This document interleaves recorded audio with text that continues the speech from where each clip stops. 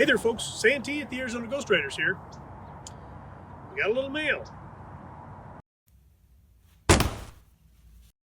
Santee, are we still getting a video on Valentine's Day? Future Rail Productions.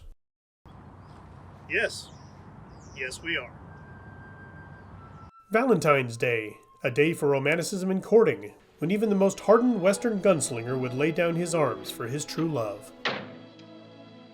There are a few stories of Saint Valentine, and they all end in martyrdom. Considering it's a day celebrated with joy and love, it has some dark origins. One account says Saint Valentine was jailed and eventually executed for ministering to Christians during the Roman Empire. He apparently restored the sight of his blind jailer's daughter and wrote her a letter signed, "Your Valentine." Fast forward about 230 years and Pope Gelasius makes the Feast of St. Valentine a celebratory event on February 14th, the day the martyr was executed. Be our guest. By the 15th century, the day was associated with courting and romance, and its role in history was set. No longer would it be remembered for death. Well, okay, except for that day. In Europe, they would have parties and write names down on paper, and the one you drew would be your Valentine for a whole year. By the early 19th century, people were exchanging cards in the shapes of hearts and cupids and all that jazz. In the 1850s, they were embossing and lacing them, and by the late 1860s, they were gilding them and including small gifts. Esther Howland of Massachusetts decided she could manufacture ornamental cards of the same quality as the expensive commercial ones for a lower price. Using her father's stationery business, Esther excelled and became one of the leading producers of the romantic cards, earning her the nickname Mother of the American Valentine. In 1861, the Cadbury Company came out with fancy boxes of chocolates to increase sales. Decorated with drawings of alpine scenes, the first heart-shaped box of chocolates made its debut.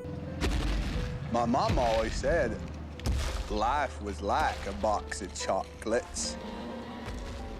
So it's no wonder that this age-old tradition got out west. In fact, I found a number of articles in Western newspapers from the time commenting on Valentine's Day.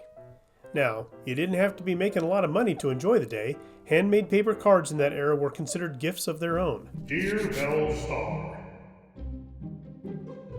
roses are red, violets are blue. Robbing a stagecoach would be better with you.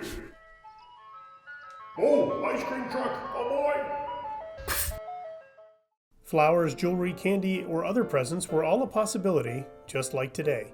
So, if you're celebrating with your loved one or prospective loved one tomorrow, we at Arizona Ghostriders wish you a great Valentine's Day filled with joy and heart-shaped goodies. Who's Belle Star? She's an Old West outlaw, and she's dead.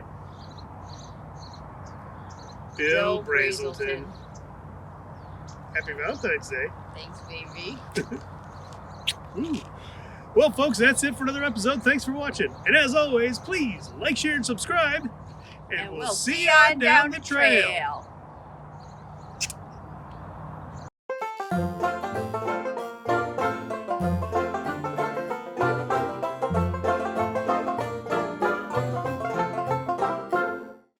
You know, I could have done that. I could have done that. We're going to get a little closer this time. Okay. And I could have, again, pushed the button. Who's Belle Star? Okay, try to wait till you get about there before you say the line. Okay. Fired. And you're fired. You're fired.